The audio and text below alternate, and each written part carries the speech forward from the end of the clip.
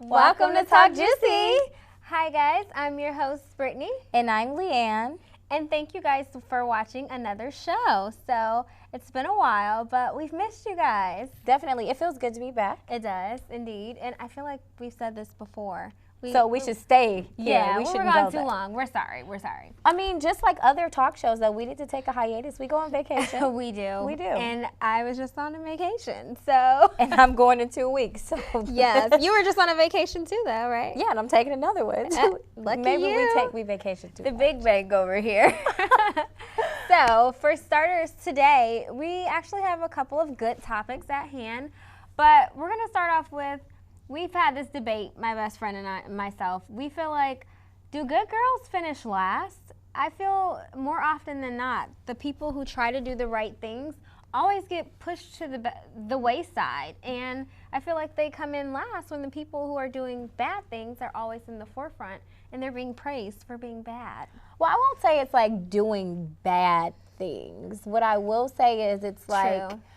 what I find is the girls on social media who are just living an average life, going to school or pursuing, working a regular job, whatever that may be, that have their clothes on and that are just living normal lives, don't really have the following where you go to a page of an Insta celebrity that takes pictures with little to no clothing, doesn't really have a degree or a everyday job. Not saying they don't have a job, but it's just like not a career, a 9 to 5 or a career. It could be a career. It could be considered a career. It's just not a career as like, what I'm trying to say is strippers, okay?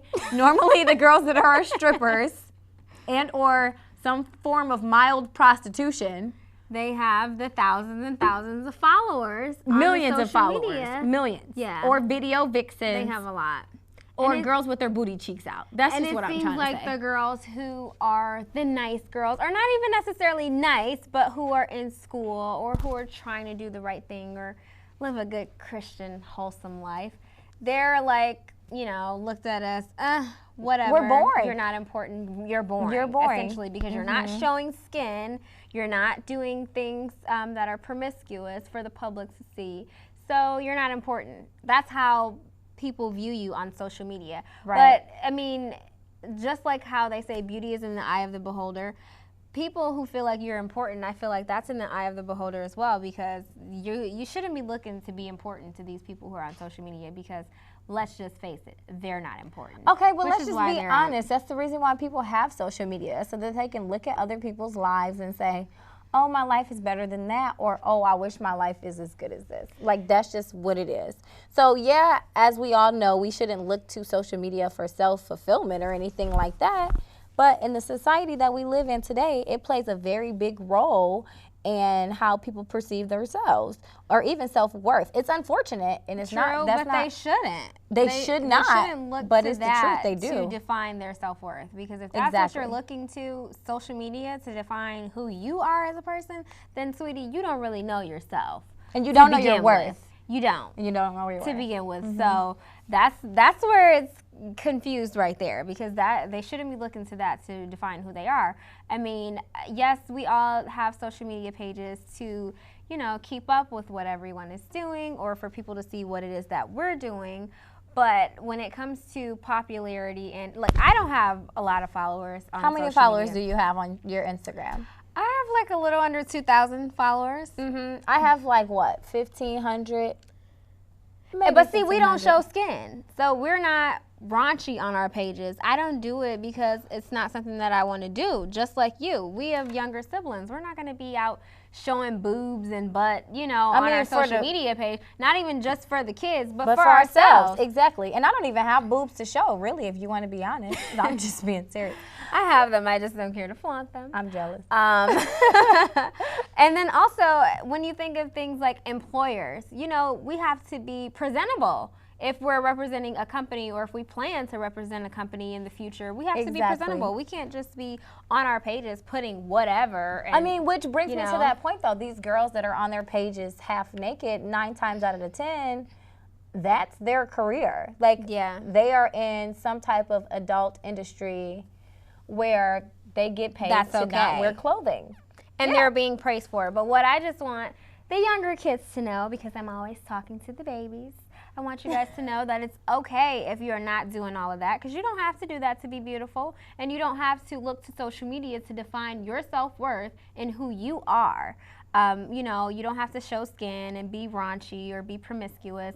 You can, you know, be boring, as they say. You're not really boring if you're in the books and you're about your schoolwork, you get good grades, you are trying to achieve things in life. Doesn't mean that you're boring. It just means that you're smart, and it's okay to be smart and, you know, not sexy. You gotta have a balance between both. So just gotta learn that balance. I think that is very important to learn your balance, have your balance, but know your worth. And I also think it's important for the parents too, because I don't have children, so it's kind of like what I think. You know, you can't really tell people how to raise their children. But I see this a lot with my little sister, who's 8 years old. You have to install that self-worth at home so that when they do Starting young. Yeah, and start young. So when they do go out to school, or when they do start to open up these social media pages, they know that, number one, these are just pictures. Not everybody's life is perfect.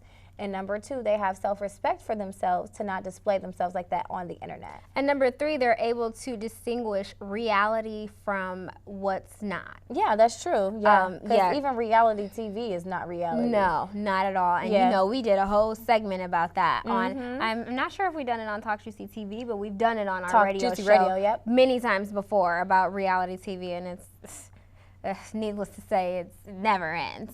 Yeah, because there's always more reality television shows that are coming out. But yeah, I definitely think that's important to mention, that, you know, you don't have to look to these social media pages to define who you are, or you don't have to look there and feel like, wow, I'm not popular because I don't have this many followers. It's okay. I mean, I feel like that when I look at your page, like, I'm not popular. Brittany has 500 more followers. 500 more followers, wow. I'm just playing, guys. You know, I gotta be the comic relief. I'm just kidding. But no, well, there was a time when you had more followers than me. And then Instagram decided to sweep all of the people's followers away and delete all of my spam accounts that were following me. Thanks a lot, Instagram. I was popular. Okay, it's okay. But you know what? Just how we think we don't have a lot of followers, there's people who have like 100 followers, and they look at us like, wow, you're really popular. Do. Girl. And we're like, no, we're really not. Girl, I only have at my 2,000 followers. People at my job be like, shout me out. I'm like, for what? Like, nobody follows me. Nobody. Shout you out to who? All 1,100 of these people? That just goes to show you how that doesn't really matter. No one really cares. Right, it doesn't matter because I still get coins. We need to go to a commercial. We do. And on that note, we'll be right back.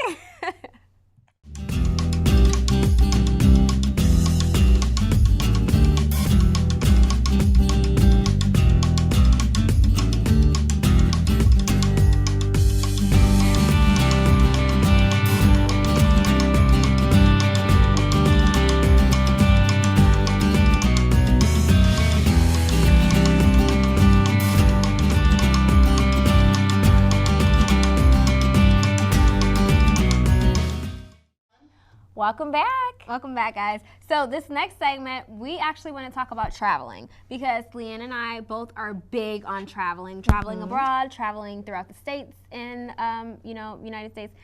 And I just want to know, what are some things that you absolutely have to do when traveling? And we're going to share some key points from us that we do when we travel. Yeah, before we go anywhere. Or abroad.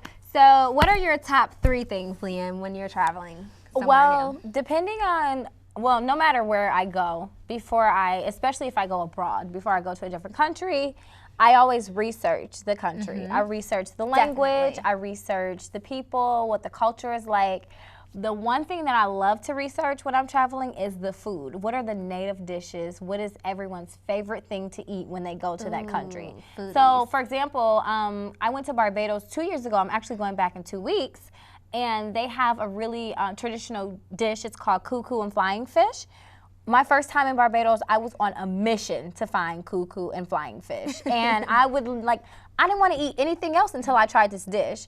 I tried it, it was horrible. But at least I got to try it. You tried it? Yeah. So I'm really big on finding dishes, the food. The second thing that I do before I travel anywhere is I like to do like a lot of adventurous stuff. So one time I went to Costa Rica, I did a zip line. Like whatever I can do that's adventurous that I wouldn't normally do at home, I try to do. I did zip lining actually in Barbados too. Or even like swimming with the turtles. We swam with the turtles. Oh, that's fun. What else were you gonna say? You mentioned the fashion. Oh, that's the last thing I do. Oh, The last thing I always do when I travel is shop. Yes.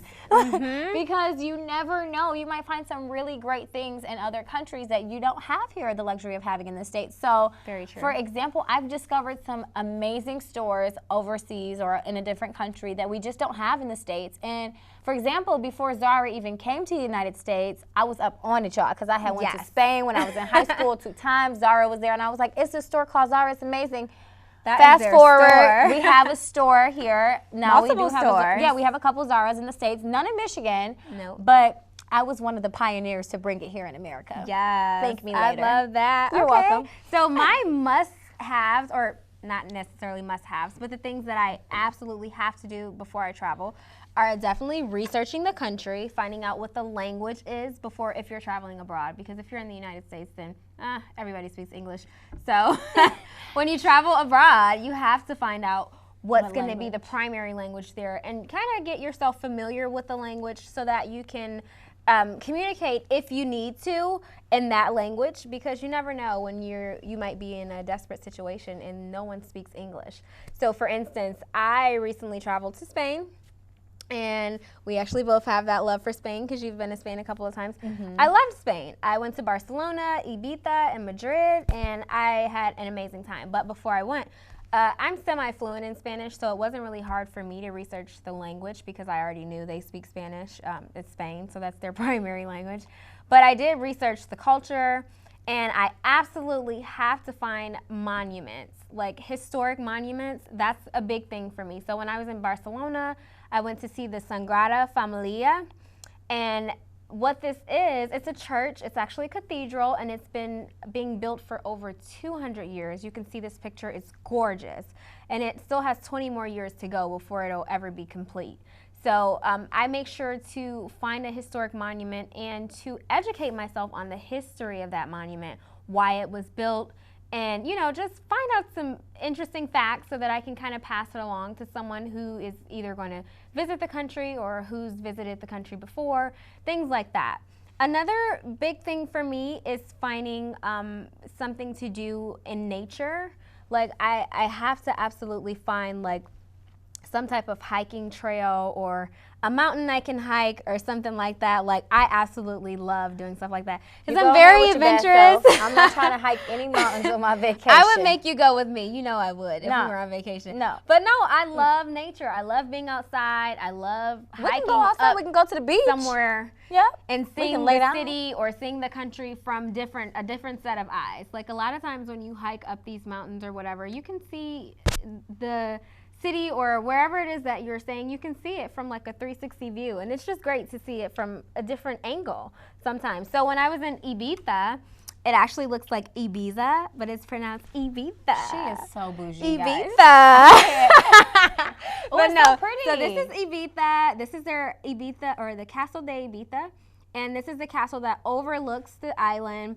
It's absolutely beautiful. This picture is beautiful, but it does it no justice. I'm actually going to show you guys a picture next week of me from the top of the castle. We hiked up the castle because, of course, I wanted to get my hiking in, get some exercise in while I was on vacation. So monuments, those are a really big thing for me.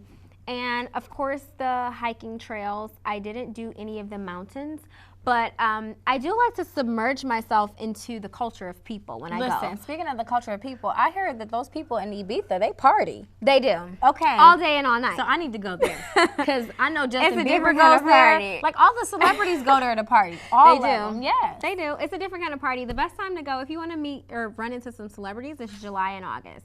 That's going to be your best time. Next month and the month after. Yeah, that's going to be the best time to go to Ibiza. And when you want to run into some celebrities and maybe, you know, get on a few yachts or two. Oh, yes. A yacht party would be so grand. Yeah.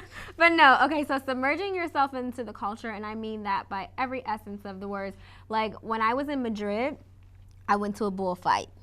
Now, when I tell you this was the biggest cultural, that was real life, you guys. My earring just fell. But no, when I was in Madrid, I had the biggest cultural experience ever. I actually seen a bullfight, and it was crazy because I've never seen anything like this. I did not know that the bull was gonna die at the end of the bullfight. You didn't know the bull was gonna die I at the didn't end of the know. bullfight? I could have told you that. My sister told me, she said that, she said, beware because the bull is actually gonna die. And I'm like, no, it's not. She said, yes, it is. So I actually watched 6 bulls die right in front of my face. I felt bad for the bulls at the end of the fight. It was like a little bit horrific for me because I'm like an animal lover. So for me to see. Yeah, because that's right. You don't even eat meat anymore, right? Well, I kind of fell off the wagon. Oh, so you don't love animals that much. Sorry. Kind of fell off the wagon in Spain, you know, by submerging myself in the culture, trying new foods. Yeah, so that's not so much anymore. I'm going to go back to it eventually. But she is an animal lover, so she couldn't stand the sight of the bulls. I couldn't stand the sight of the bulls actually being killed in front of my face. Like, what they do is, in the bullfight, I thought the bulls were fighting each other. And when I went to an actual bullfight, I seen that it was actually just the people who were tranquilizing the bulls. And they were basically, once they put the tranquilizers in them, as you can see here, they're like hanging off of their backs. And after that, the bulls are all weak. And then they eventually bring out the man to slaughter them, and they die. I wonder if they, like, when they dispose of the bull, do they like cut it up and let people eat it, or I don't know. You know what? I wonder. I think that's how it happens, where people have bull heads hanging off of like places in their home. Yeah, what is that called? Like, oh, never. I don't know what it's called. Never mind. I'm not a hunter. I was thinking of something else. But yeah, that's totally unfortunate. Yeah, it's really unfortunate. But this was a really big cultural experience for me because I've never seen anything like this before, and just to experience, like, I mean, not to be funny or anything, but me and my family who visited, we were the only black people in the entire stadium. There was no other black people in sight. When I was in Spain, I didn't see any black people. I didn't really see a lot of black people either. No, I think I saw one black person and I've been there 3 times. Really? Every time I've went, I've only seen probably about 1 black person. See, I've seen some black people throughout the country, very few, but in certain places I'll see a few people. But when we were at this bullfight, I didn't see any. And it was just not necessarily a shock because of that, but because of how they celebrated the bulls dying. Like, when the bull dies, you have to stand up and cheer. I mean, it's a culture. It's a cultural thing to do. Yeah, that's why I said it was the biggest cultural experience that I've ever had in my life. So that was really interesting. I was a little hesitant about going, but it was very interesting. And I'm so sorry, we have to wrap it up. So we're gonna take a quick break. We'll talk more about bullfighting and all this good juicy stuff when we get back. So let's take a commercial break. Hello, I'm Oakland County Sheriff Mike Bouchard. And I'm former Detroit Red Wing Joe Koster. We'd like to remind you to practice safe boating by knowing the laws regarding water safety. Please make sure you have the necessary safety equipment on board, and be sure all of your equipment is working properly before leaving the dock. And the probability of being involved in a boating accident nearly doubles when alcohol is involved. Always check local weather conditions, and if you notice darkening clouds, play it safe. Get off the water. Have a safe, enjoyable summer on the lake. Welcome back, guys. Guess what this is? Celebrity Gossip. You already know what time it was. I am so legit excited. Like, I'm always excited about Celebrity Gossip, but no, guys, let me tell you, breaking news. Let me introduce to some, and present to others, Caitlyn Jenner. Caitlyn Jenner, here she is. Here she is. Oh my goodness. What are your thoughts? Call me Caitlyn. Call me Caitlyn. Let me start by saying, you guys know how I feel about the LBGT community. I love people in the LBGT community. You and I both. And I already said this, I totally 100% agree with Caitlyn's decision. I am happy that she found her inner peace, and I say kudos to you, Caitlyn. Yeah, for you coming fabulous out and supporting your being true to yourself. Number one, and supporting your the community, and looking great while doing this. Caitlyn is serving face for days. She's Did you slaying. see? Slaying. Show the picture again. Yes. When I say now, you know who she reminds me of? I'm saying she. You know who she reminds me of? It's an actress, Mrs. Doubtfire. That's Remember? Robin Williams, girl. That's a man. Oh, maybe that's why. That's horrible. Rest in peace, Robin Williams. But okay, please, Caitlyn is serving face. But I will say this: it's unfortunate because she looks fabulous. No, she looks fabulous, but it is unfortunate because, and our producer Joe made a good point before the show even started. He feels like Caitlyn, you know, it's cool that you want to be a woman or whatever, but don't use like the media and project it and saying like, oh, I want to do this because I want to be like a role model or something like that and do it behind closed doors. I personally think it's cool for Caitlyn to come out because, I mean, her life has been in public forever. She was originally Bruce Jenner, married all those hot women who were always famous, and got with Kris Kardashian, and they've been on TV forever. So to me, it's nothing new. But I can understand what people are saying as far as like the Kardashians being fame whores, and like this is something that should have been done behind, you know, closed doors. Instead of making it seem as if it's newsworthy. I think that was his argument, that this is not really newsworthy. Well, it depends on who's reading or who's listening. Or to who me, wants it's the news. news. Yeah. Exactly. Because if you want the celebrity gossip, you know, you come to Talk Juicy to get the celebrity gossip, so you want to know what's happening with the celebrities. But they were making it headlines on regular news, like ABC, whatever. Like they're making it headlines that Caitlyn Jenner is now Caitlyn Jenner, and she not stopped Bruce the world. Jenner. Stop. Carry on. Yeah, like Beyonce. did. You know that in the song "Male or Female, It Makes No Difference." I stopped the world. That's for Caitlyn Jenner because she stopped it. She stopped the world so much that people forgot that Kim Kardashian was pregnant with her second child. We don't even care about that baby. You know what? Because I didn't even know. Yeah, I told. But Brittany, I did hear about Caitlyn Jenner. I told Brittany Kim was pregnant. She goes, "Really?" I'm like, "See." Well, I only know about Caitlyn Jenner because all of my mentors were tweeting about it on Twitter, and I get notifications. So I seen, oh, Caitlyn Jenner, this must be Bruce's new name. And then lo and behold, I pull up the Vanity Fair article or and it was Caitlyn. And it was Caitlyn. But think about it. Did she slay? If Caitlyn would have never come out, then Kim Kardashian would have been what everybody was tweeting about. Like, oh, Kim's pregnant with her second child. For me, I was like, whatever. People get pregnant every day. It's not every day that somebody, well, not every day that a local or a celebrity transforms into the opposite sex and gets on the cover of a magazine. I wonder, like, how crazy it's going to be when she or he, I don't even know what I should say. You should call her Caitlyn because she's identifying as a woman, yes. I wonder how crazy it's going to be when Caitlyn actually gets her sex change.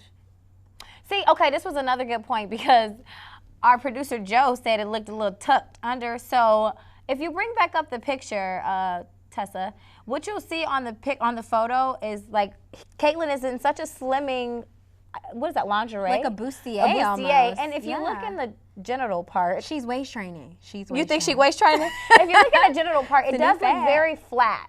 So what I'm thinking is Photoshop works wonders. But if you recall, Kris Jenner said on Keeping Up on the Kardashians that Bruce Jenner was never really well endowed anyway, so it's not much to tuck. I mean, you know. Shade. It's not from me, it's from his ex-wife. Just got cold in here, guys. Well, from her ex-wife. So this is the question. Shade at its finest. This is the question that everybody wants to know, though. Now that Caitlyn is identifying as a woman, she said in her interview with Diane Sawyer that she's still attracted to women. Is Caitlyn a lesbian? Is she a lesbian? That's what I think. If you identify as a woman, yet you still are attracted to women, then you're a lesbian because you're a woman now, right? And you like women, so you're a lesbian. That's what I would say. That's what I would say too. So Diane Sawyer asked him the same question. Her. You got to get used to it. It's going to take some time. It's okay. I'm going to just call it Caitlyn. Did you see all those celebrities that kept tweeting like, his mama named him Bruce, so I'm going to call him Bruce? Did you see that? No. Okay, so what they did was, it was a meme from the movie Barbershop. You know Barbershop with Ice Cube. So remember in the movie when Cedric the Entertainer was in the barbershop and he was talking about one of the characters who was gay. And he was saying his mama named him Bruce, so I'm gonna name him Bruce. How fitting. So people have been taking this meme and posting it on their social networking websites. There's been a number of celebrities doing it, and people are backlashing. Like, how dare you not accept Caitlyn and her change? Well, you know what? People just need to get used to it because people are going to do what they want to do. Caitlyn is now Caitlyn. So, hey, I'm not going to call him Bruce anymore. I'm going to call him Caitlyn. You're going to call her Caitlyn, not him. I'm going to call it Caitlyn. That's so mean. Call her, not it. You can. She identifies with the sex. She's a woman. I'm sorry. But if she came in your bathroom and she needed to take a number one, she has to stand up and you have to sit down. No, she doesn't. She can sit down. She can sit down on the toilet and just tuck it like she did on that magazine. You know what? I'm done. No, I'm serious. I'm so serious. Like, I think she sits now. I don't think she stands. Well, whichever. Caitlyn, I like you anyway, girl. She liked my picture. I've always liked you. She liked my picture on Instagram. Really? I posted a photo of this and I said, I don't know, something, be free, be true to yourself, congratulations, and then I hashtag Caitlyn Jenner, and the first like was Caitlyn Jenner official Instagram. That's so cute. So thanks, Caitlyn Jenner, for liking my best friend's picture on Instagram of yourself. Of yourself. Yeah, and thanks Kim Kardashian thanks Caitlyn Jenner for overshadowing Kim Kardashian in the media. I appreciate you. Thank you. Well, we always see Kim. We still love Kim, but it's just so much of her We love Kim. all the time. Well, that's it all. for Celebrity Gossip, you guys, and that's all we have today. We know this was a good show. If you want to see more or past episodes, log into or go to our website at www.talkjuicy.wordpress.com, and you can always follow us on Instagram at TalkJuicy or our personal pages. Please follow me because I only have 1,900 or 500 or something at Lolly Leanne. Yeah, follow me at Brittany Banks. And yeah, I only have, 1,900 followers. I need to get my followers up. Can you shout me out? No, I'm just playing. Thanks, Follow guys. us on Instagram. But we'll see you later. Bye. Bye.